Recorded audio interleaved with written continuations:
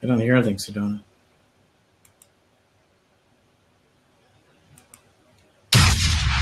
Now, broadcasting on Radio Star Worldwide, it's time for Dr. Rademaker's Prescription for Transformation. Let's tap into your own authentic genius and live the life you desire.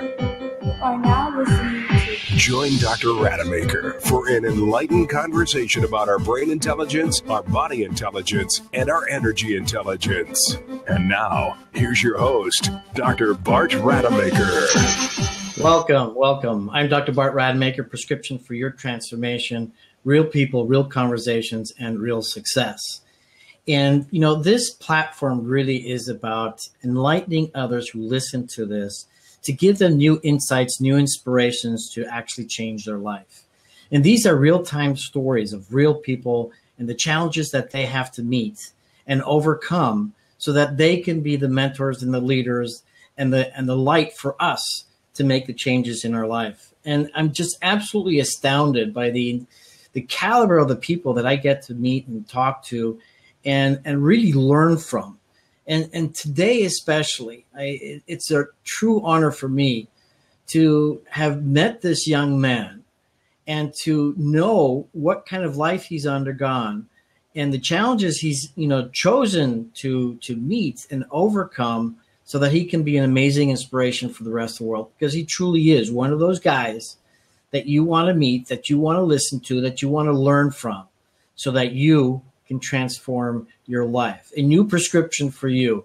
And Scott Chesney, thank you so much for joining us today on the eve of a great event that's happening tomorrow, I guess, right?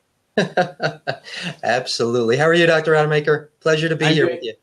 Yeah, thank you so much. And again, it's when people get to hear your story, the transformative story of you, they will have to change their lives. So I'm not going to spill the beans yet about, the challenges that you had to overcome.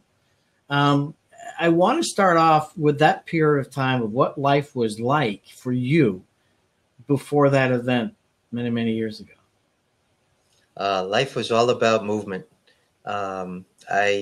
Football, basketball, baseball, it was so difficult to get me to sit down and read a book. And I just loved anything that involved movement. I mean, sitting down, reading a book, being in school, I hated all that. I just wanted to be out there. I wanted to be with my friends. I wanted to be with their family. Any type of activity I was up for. And so it was almost like the faster life got, the more enjoyable it became for me. So what age were you? This was for the first 15 years of my life. Right. 15 years of my life was all about movement. There was no disability. There was no paralysis, nothing. And your thoughts of the next 15 years at that time, your future, your aspirations.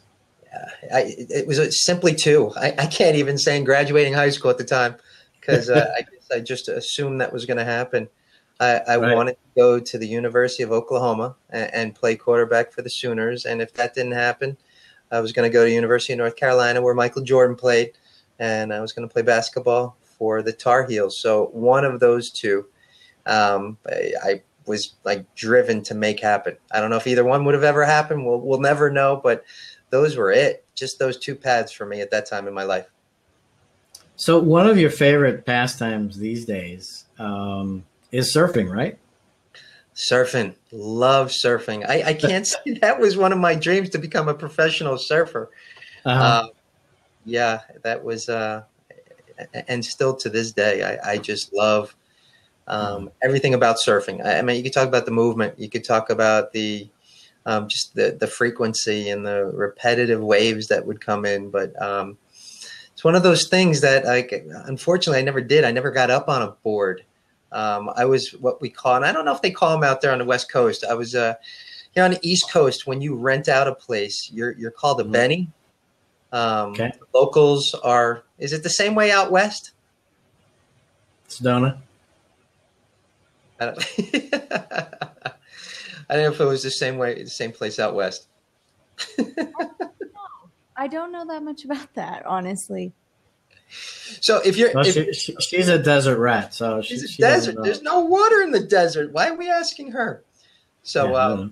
I don't know. But so locals are those who are there all year long. I was a Benny down there 3 weeks with my family every year, and had one of those styrofoam belly boards that I would kind of ride across the wave and everything. But I can't even say it was the courage. I don't know why. I hung out in a surf shop there all the time. I never got on my feet on a board, and don't have too many regrets in life. That's probably one of them. That might be at the top of the list. And then of course something happened, and I just want to spend like 1 or 2 minutes on that. And I know it's the past, and you've moved on, and with some tremendous insights that you get to share with us today. But what did happen? So on December 28th, 1985, I woke up the morning after a high school basketball game, and I had a numb big toe, like when your foot falls asleep or part of your body, those pins and needles. Thought nothing of it. 48 hours later, that numbness went up one leg, went up a second leg, and left me paralyzed from about my belly button down to my toes. There was no accident, no injury, no trauma. Doctors determined that I was born with an AVM, an arterial venous malformation, and that I could have gone my whole life without anything happening, but it was almost like a sleeping volcano. And at that moment, the blood vessels burst, bled, put pressure on the cord, and left me paralyzed, unable to move and feel normally again from my belly button down to my toes. So I'm still, Dr. Rademaker, I'm still somewhat uncertain as to exactly what happened. I was just pleased that it stopped where it did, because they were getting ready to put me on a ventilator. I didn't know if it was going to affect my arms. I didn't know when it was going to stop creeping up my body. Yeah, that must have been pretty scary with all that uncertainty at that time. It actually, looking back on it now, yeah, I think it should have been terrified for that 15-year-old, but you know what? Everything kind of happened so quickly, and it hit a pause button for me in my life that, as I shared with you, was going so fast that it's almost like, I almost want to say subconsciously, I welcomed the pause. So Right. I thought I was sick. I thought I was going to get better, and this was going to leave my body at that point in my life. So the real grieving, the real loss, I don't think affected me for probably about another dozen years afterwards. Right. But now today, you're an inspiration for your family and other people. And it's just living my life. I know there's some people out there with disabilities who don't like to be called inspiration, because they say, well, I'm living my life, and they get upset when people refer to them as an inspiration and motivator, whatever it may be. I welcome that. Dr. Rademaker, if there's anybody whose life I can enhance through my own example, through my own actions, through my own service to other people, I was like, that's fulfilling my purpose. I'm not here to judge. So the more people I can inspire to seek higher ground, to elevate their own lives, the better. You know, I've led a very blessed life, and been very fortunate. Grew up in 5 different countries. Was able to go to medical school when I was 17 in Europe, and done so many things that I'm very grateful for. And when I hear the kinds of stuff that happen to people, and then I can be in a position like you are in a position to help them, support them, give them new insights. It's one of the most wonderful things. I mean, my emotional currency, if you will, is seeing other people succeed. And it really doesn't matter where you're coming from. It really doesn't matter what your past is.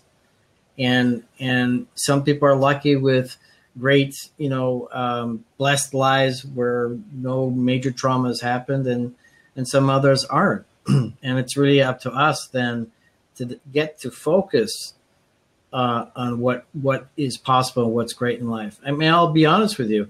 One of the things that I thought for the longest period of time was, shoot, my life isn't bad enough, so I'm not going to amount to anything, because I'm looking at these people that have terrible lives or terrible challenges, and look what they've done with their lives, which is so much more than what I'm doing with mine. and so it can go both ways. But the truth is that it's still a choice, and you've made some very specific choices. So one of the things that you do talk about, right, is gratitude. And so share with us a little insights about that. And then I like to add something of my own on the part of gratitude. Absolutely. Well, in my work as a speaker and also a life coach, I'm constantly being asked, what, Scott, I'm in a funk, or life is so mundane for me. Like, how can I make a change? What's the secret remedy? What's the pill I need to take? And I say a great place is going to a place of gratitude. And a lot of people look at me like I got three eyes. And I said, no. I was like, no matter what's going on in our lives, there's always room for gratitude. And I say this no matter what the situation may be. And I tell them that, like, for every one thing that's legitimately challenging and maybe painful or sad or depressing about your life, I was like, there's at least 10,000 things that are awesome about your life, and so much of which we take for granted. So that's the quickest way. And I mean, I'm all about feeling your feelings, and whatever emotions come up, whatever challenges, you feel those emotions, but you kind of turn the corner quickly when you move to that place of gratitude. And then you find a way to be even grateful for those depressing or sad or challenging moments, because there's always, with everything that happens to us in our lives and every choice that we make, there's an opportunity for us to grow and learn more about ourselves and other people. So it's almost like I'm grateful for absolutely everything in my life. Every single experience, every single choice, even the one to be on with you tonight, is that, what, everything has led me up to where I am right now, which is a wonderful moment that I'm sharing with you. So why would I want to change anything? Right. And I'm convinced that when you can take full responsibility for all your choices, you're not only free here in your mind, but more importantly, you're free here in your heart. And then you could subscribe to the belief that anything is possible. And that's a choice, right? I mean, that you are actively choosing. And I'm sure there's moments where you have an experience that you really don't like, but you also choose to turn around, right? Well, you know what? It was almost a year ago today is that I broke my femur. So you might think, wait a minute, paralysis is enough for him? I broke my right leg, adaptive surfing. So surfing, doing everything on a wave except standing up. So I broke my femur, and it was such a devastating moment. It was the first wave of the season. So looking forward to a brand new wetsuit. And at that moment, it was the day before Father's Day. I have two beautiful kids, a wonderful wife. And I'm just like I had that moment. And I remember just sitting there, and I had my whole team talking to me, and I'm there and I'm feeling my feelings and I'm getting worked up. But all of a sudden, what was interesting, within a matter of time before I even got to my van to get changed to go to the hospital, is that I said to myself, wow, this could have been a lot worse. I could have broken my neck. I could have died. I can't tell you, Dr. Rademaker, how many people are in my life right now who I know who have paralysis from their neck down to their toes, who can't move anything, who can't breathe on their own, who have a ventilator to breathe for them, who are in that situation because of what an ocean wave did to them. So while I don't feel sorry for them, because they're choosing to thrive and not just survive like myself, but realizing how, there's room for gratitude, even in moments following shattering your femur in your leg, a paralyzed leg. So I'm never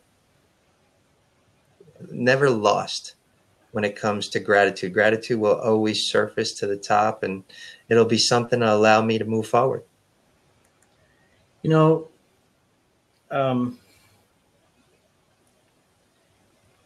I've experienced a lot of tough situations. I'm not going to go into details of those kinds of situations, but uncomfortable situations, nasty situations. And I would always look at it from the perspective, okay, you know what, I'm going to turn this around. In fact, as a resident at one time, one of the psychiatrists came up to me, and if anybody's familiar with residency, it's a pretty intense and tough experience. It's almost inhuman. I remember a time that I was on call for 72 hours straight, and actually operating in surgery. Don't share this with anybody else, okay? But operating in surgery for 36 hours nonstop. I mean, nonstop, okay? This is actually operating on with microscopes and all that kind of stuff. But what surprised the psychiatrist was she said to me, "You always look happy," and I just had this knack or skill or choice to start looking at things. Okay, what's great about this? What can be better? I wasn't consciously doing it. I was just doing it. And so there's a great saying out there is that what's wrong in life is always available to you, and also so what's right. And you talk to some of the most successful people in the world. And this is a story from Tony Robbins. I forget who he was talking to, and a billionaire, uber successful, and asking him, what's your secret? And it's just that, it's gratitude. Mm-hmm. The challenge and I'm curious to see, what you say about this, but the challenge is that, when you talk to people about gratitude, like you said, they look at you like you're an alien. So what else do you tell them or share with them that can help them, get to that place of gratitude? Because sometimes they're just angry, and right. I want to hear your thoughts, and I have two of mine.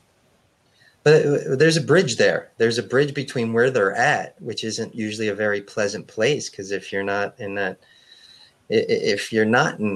challenging place, you're probably in some place of gratitude. So there's a gap there. I like to say a bridge, and I like to bridge that gap with feeling your feelings. So you mentioned anger. If someone's angry, I want to do everything possible to help that person get their anger out.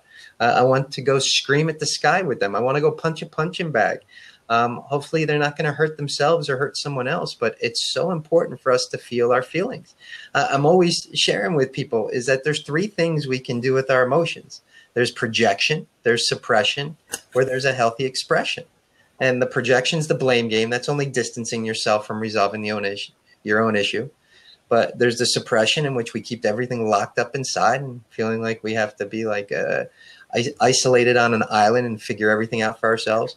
And then there's that healthy expression. Kind of like what I just shared with you, is that whether it's communicating with someone, screaming at the sky, punching a punching bag, some type of exercising, even journaling. If you're thinking some of my strategies are barbaric, I mean, you can write things down, you can translate them, you can do some kind of voiceover, whatever it may be, whatever you need to do so you get that energy out. Once you've cleared that from yourself, once you've felt that, maybe it's a good cry that you need to have, that once you've released that, taken a few deep breaths, then guess what? There's a little bit more clarity that's there. I need to apologize is that whenever I talk about managing your emotions is that my dogs seem to get involved. They want to manage my emotions too. So I'm a little, I don't know what emotion. They're testing you right now. But no, so that's very important. So you need to bridge that gap between where you are and also gratitude. Because if you're angry and I say, hey, you know what, find that gratitude, you're going to want to knock me out of my chair and turn me into like a turtle on a shell. I mean, I've had that happen before. So there's that bridge that you need to, that gap that you need to bridge. And through feeling your feelings, because emotions, I love this, is that whatever emotion, like a lot of people will say, like, you know, you can't allow yourself to feel fear. You got to be fearless in this world. And while that sounds so heroic and that sounds so wonderful, fear is natural. Yeah. So to be fearless, in my book, it's unnatural. So it's a matter of allowing yourself to feel whatever feeling you're having, not dwelling on it. I feel like if you dwell on something, you're spending too much in the past. If you're preoccupied with something, you're too far in the future. So it's being in the moment with those emotions and then being in that moment right here, right now. What am I grateful for? What am I grateful for?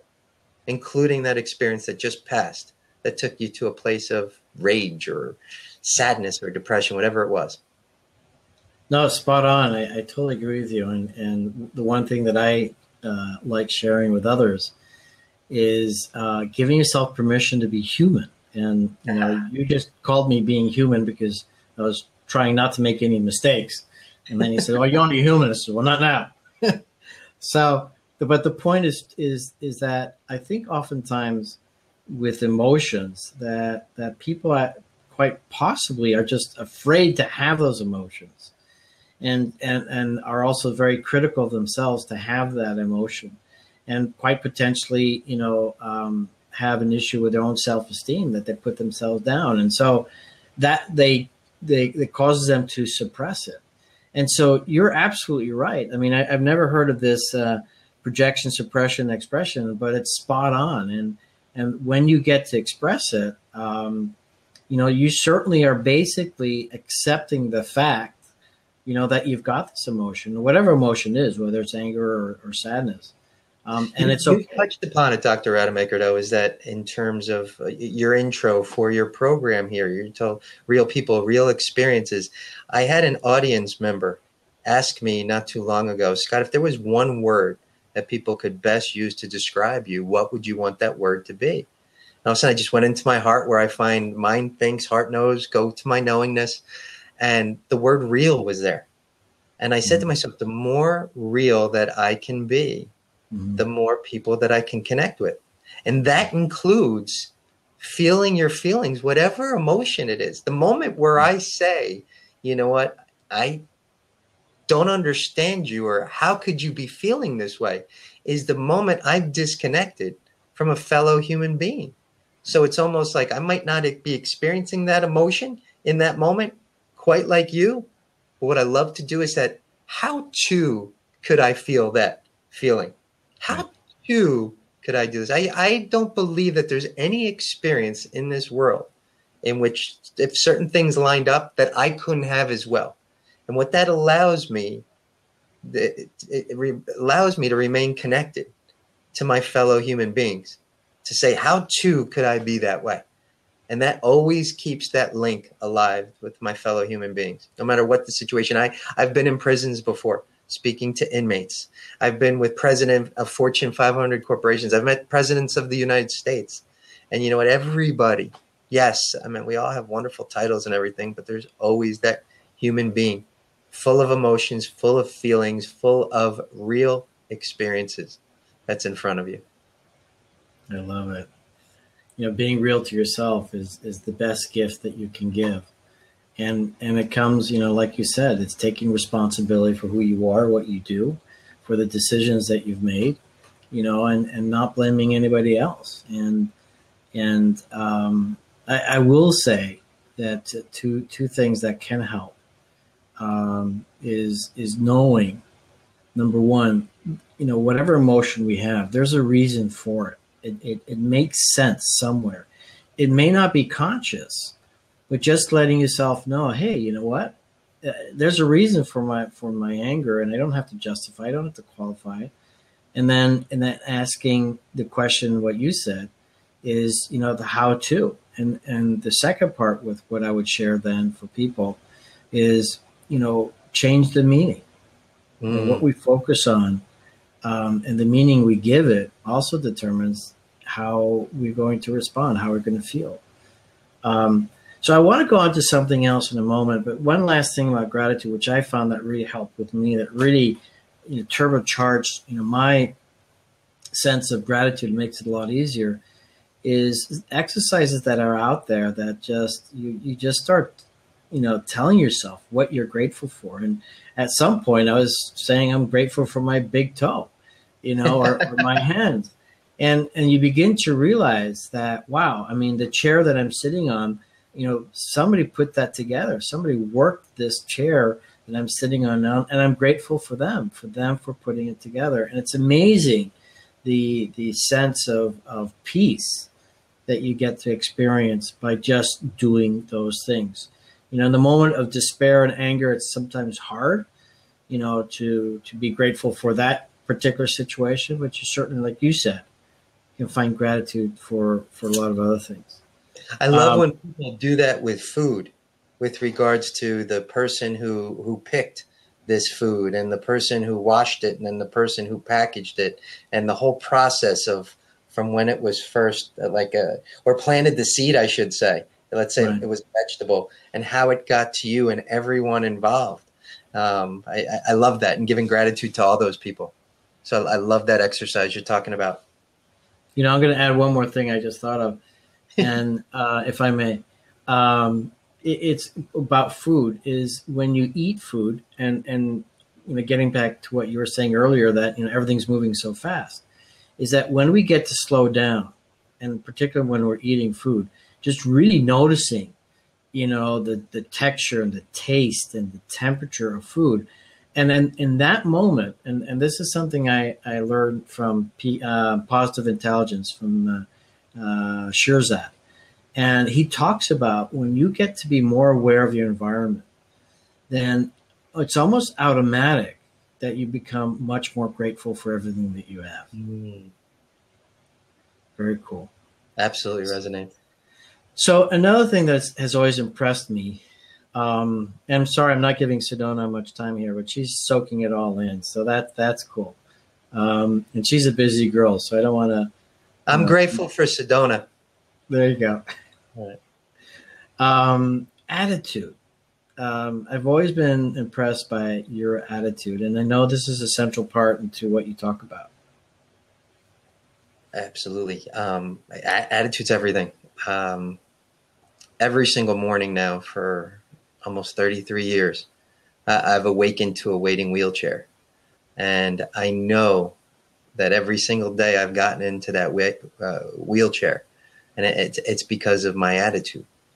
And there's that part of me that just feels like, just by showing up for life, and that's orchestrated. Our attitudes, it's like it's our energy. It's like fuel for a car. And either you have a positive attitude or you don't have a positive attitude. You have a negative attitude. And, where is that taking you? And where's a positive attitude taking you?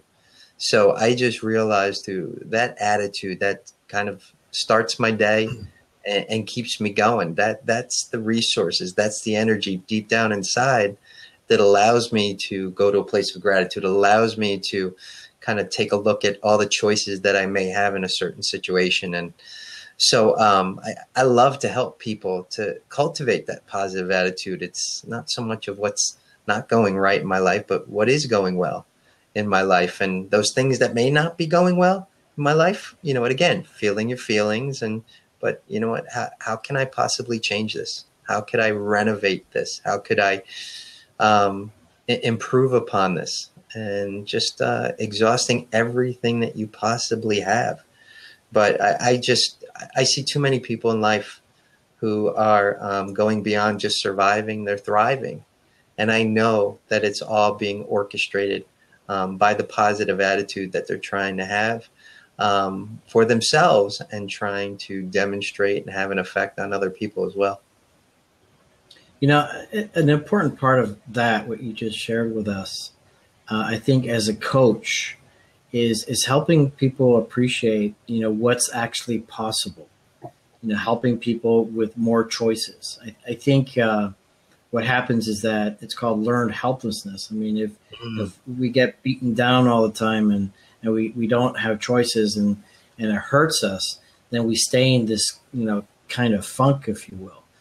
But as a coach or mentors or leaders in this world that, have overcome any kind of challenge, giving us, new ideas. And actually that's the main reason of this platform, is to help people see, there are other possibilities than the ones that you thought of. And so one question I have for you is, when it comes down to attitude, I mean, are you also consciously focusing on your compelling future, your purpose in life, so that you can tap into that energy? I am. I don't spend too much time in the future. I was working with one of my life coaching clients earlier, and I realized that he was so preoccupied with the future. And so I was explaining into life being a car. And I said, if you're driving that car and you're looking at your rear view mirror or your side mirrors too much, meaning you're focused too much on the past, you're going to get in an accident. But yet you have those mirrors there and you're looking at them and you're glancing at them from time to time and you're understanding what's behind you, but you're not spending too much time on it. And then if you're looking too far ahead up to that exit or where you're driving and you're spending too much time wondering what's way up there, then guess what? You're going to get in an accident as well. You're going to hit that person in front of you. So it's kind of being aware of, you know what, I need to plan, I need to strategize, and I need to learn from my past. But all that is done in as being more present, being more mindful that we can in each and every moment. And one of those things that really helped me and helps me get back to where I am is just that breath.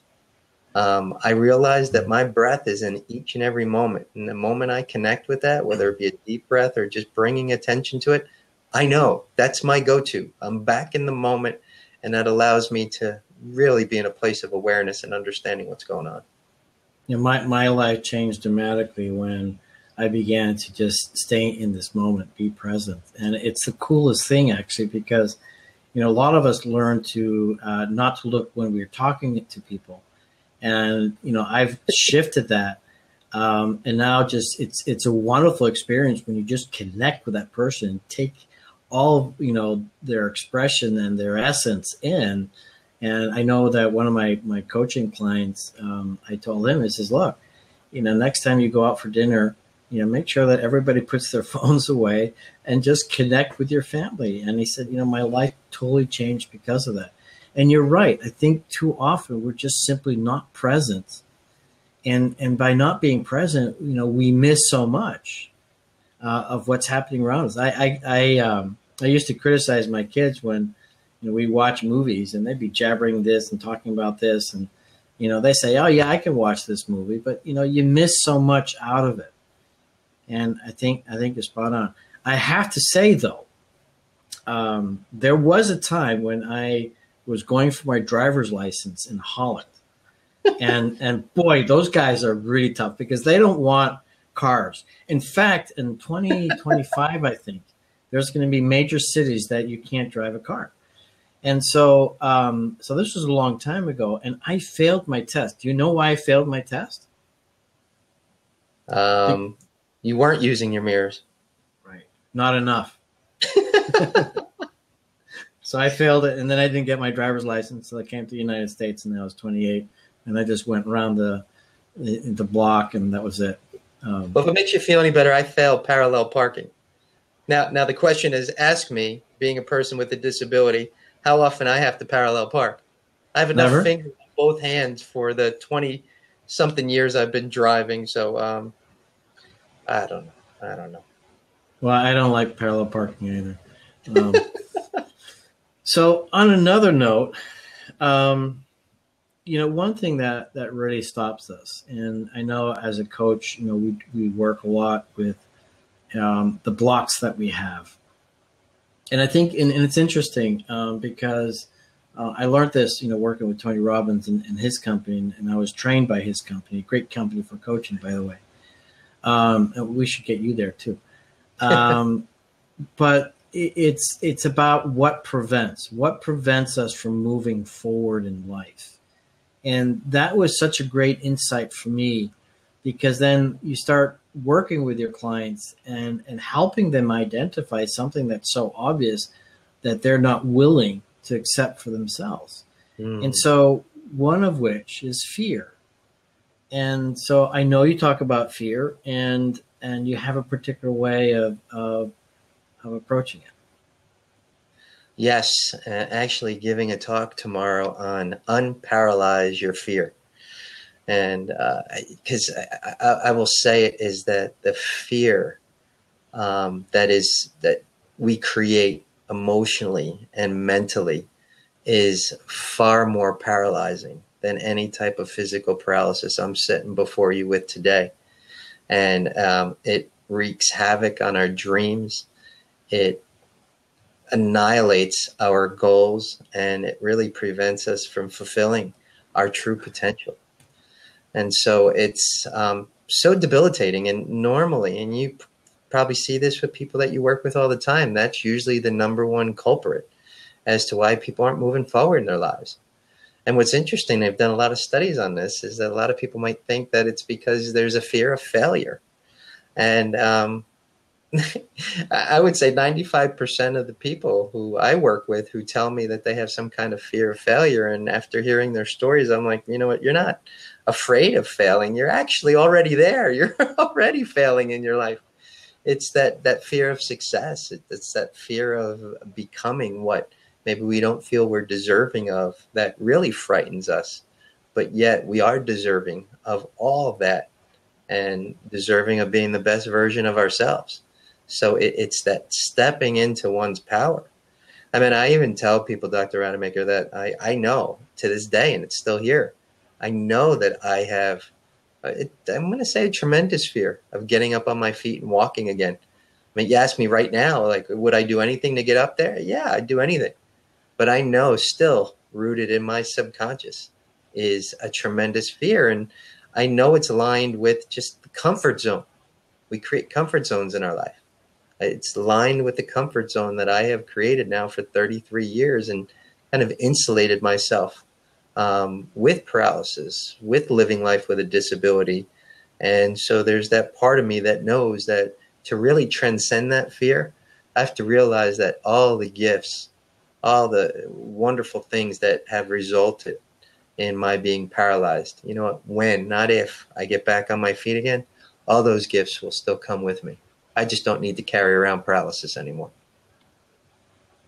Well, I'm going to make a public commitment to you and the rest of the world that I'm here on that journey with you to help you make that happen. Thank you. And in whatever way I can make that happen, I'm there. Thank you. But I do have a question though. And why is it that you think people are, why is it that people talk more about fear of failure when it's not that? I just think that they feel that they're deserving of that in a way.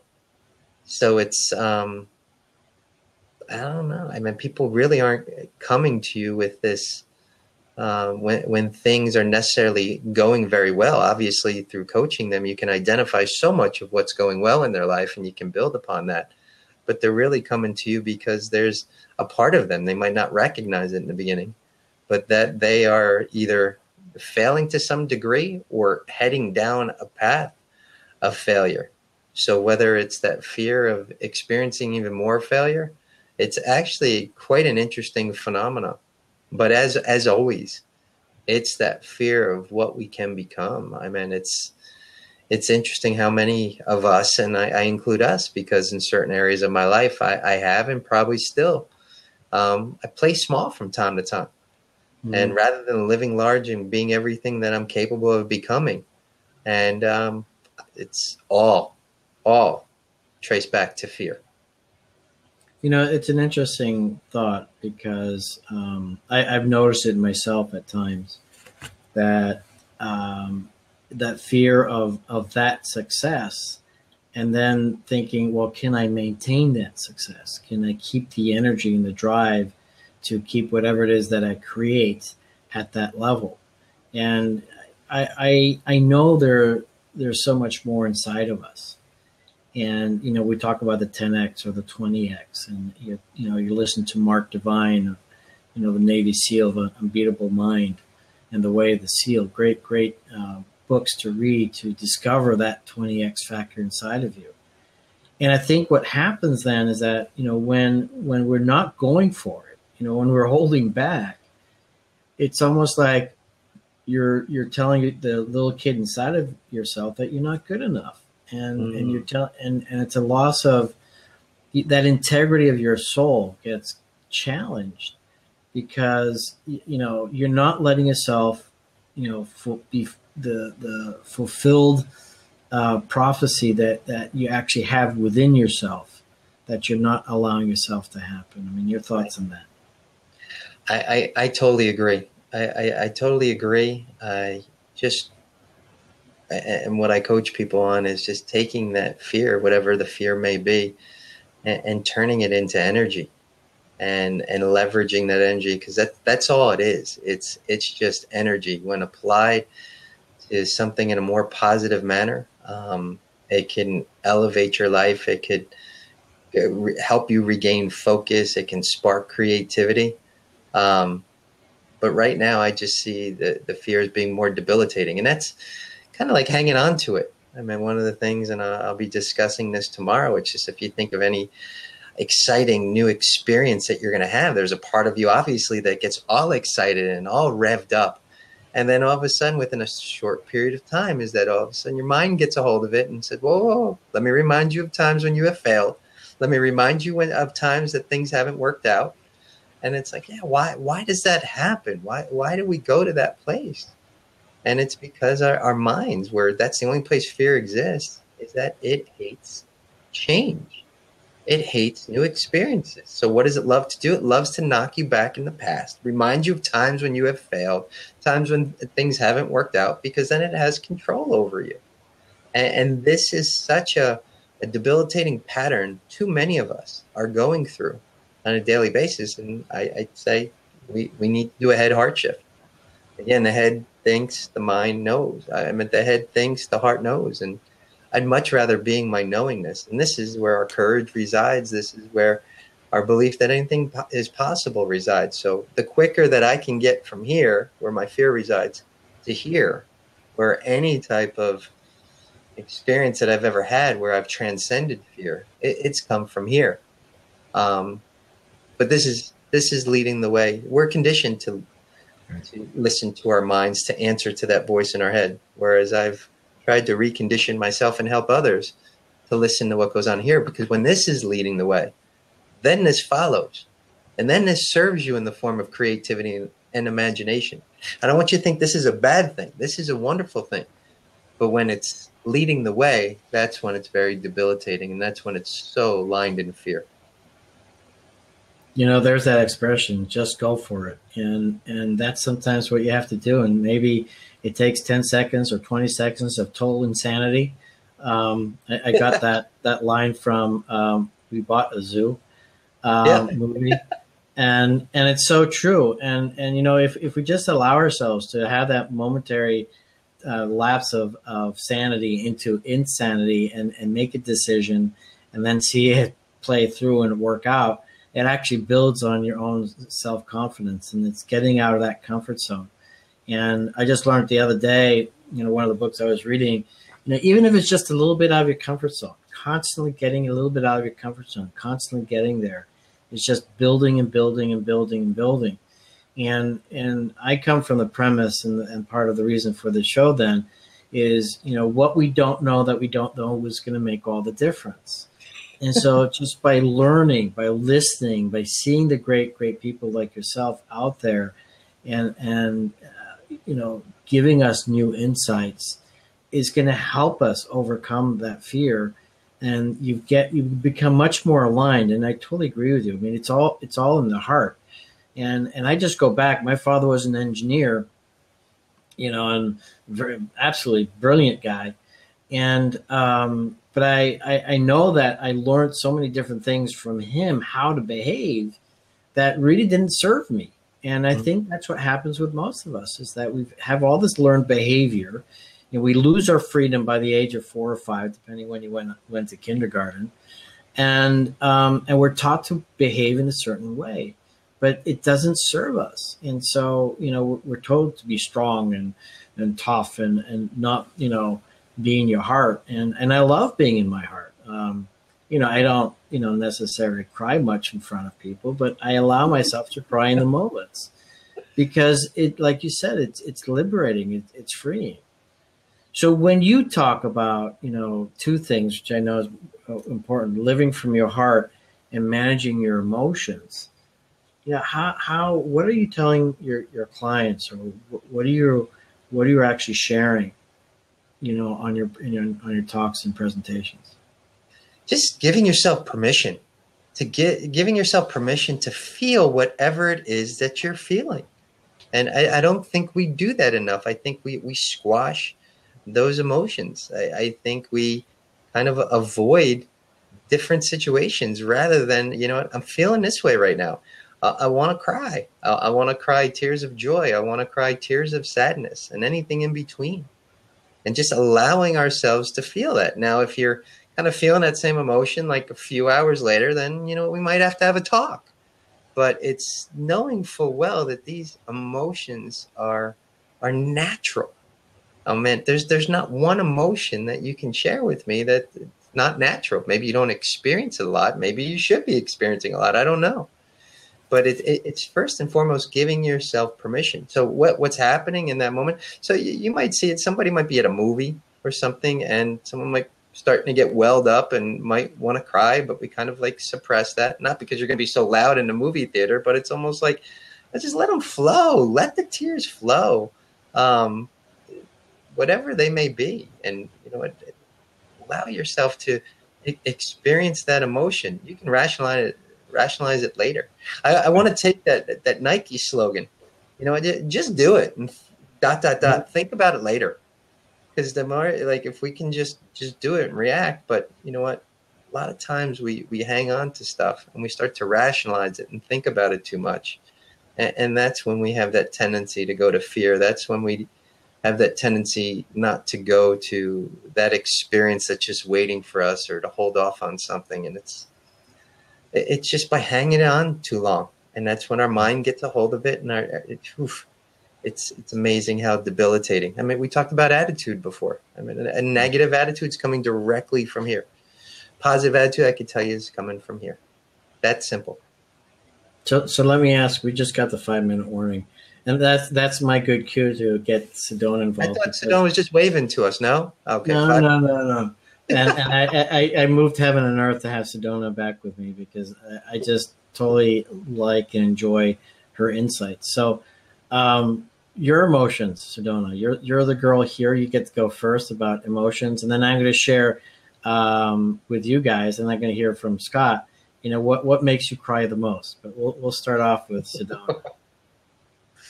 Oh boy. That doesn't. And you don't have to answer it, by the way.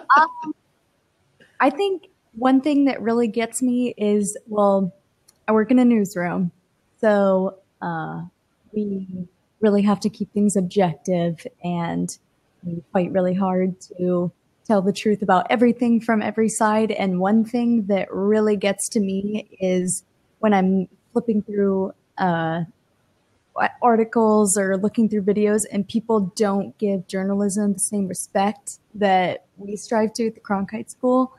And one thing that really gets me is there are just so many things going on all the time in the country, and that's something that reporters like me have to deal with all that time. Is kind of, you almost like take on the stress that you're reporting about from your colleagues or from people just in the nation.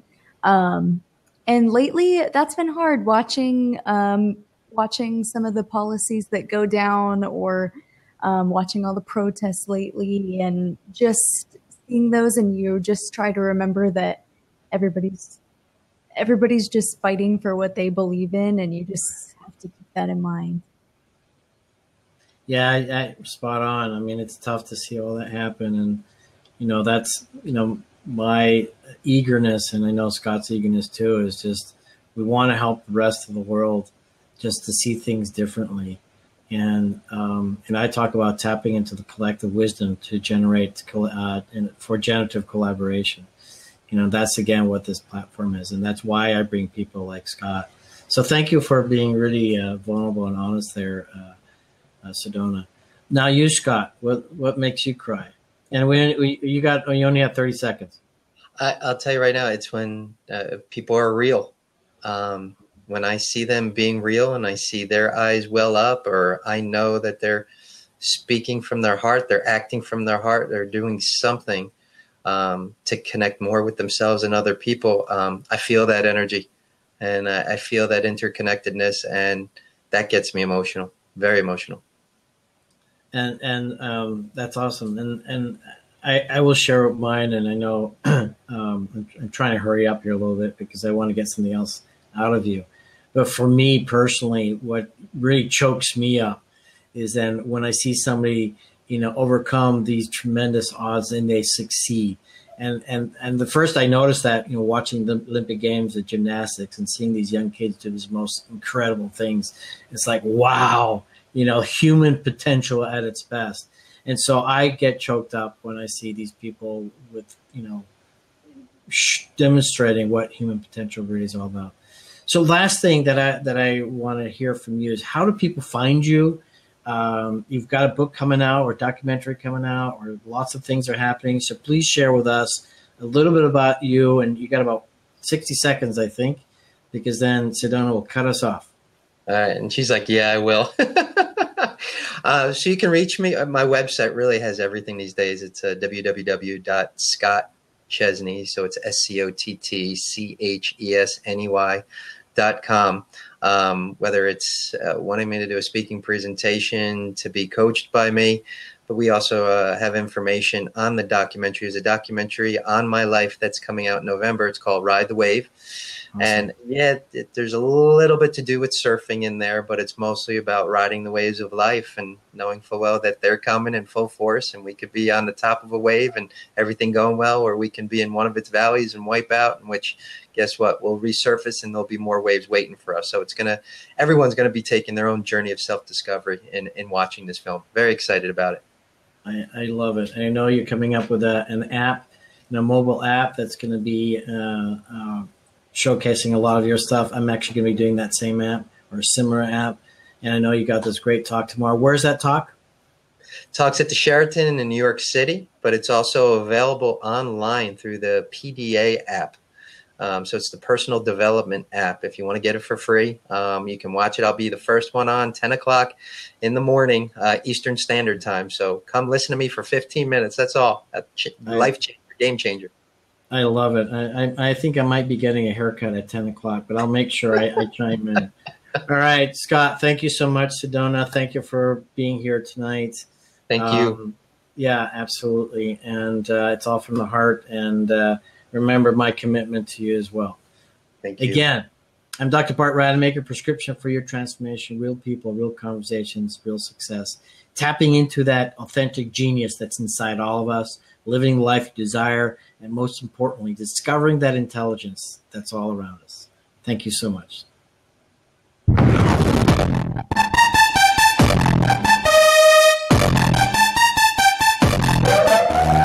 Thanks for listening to Dr. Rademaker's Prescription for Transformation. Join Dr. Bart Rademaker live right here on Radio Star Worldwide each week, or on demand 24/7.